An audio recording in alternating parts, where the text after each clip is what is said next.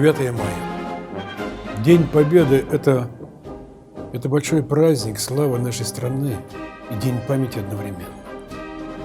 Праздник, который нельзя забывать, праздник, о котором мы должны помнить всегда. Каждый год в этот день я всегда с большим волнением на параде и в парках всматриваюсь в лица ветеранов-победителей, разглядываю их ордена, медали, смотрю и думаю, сколько же им пришлось пережить. Для меня все вы без исключения герои той далекой, но настоящей войны. Солдаты, которые отстояли свою родину от фашизма. Ваш подвиг бессмертен.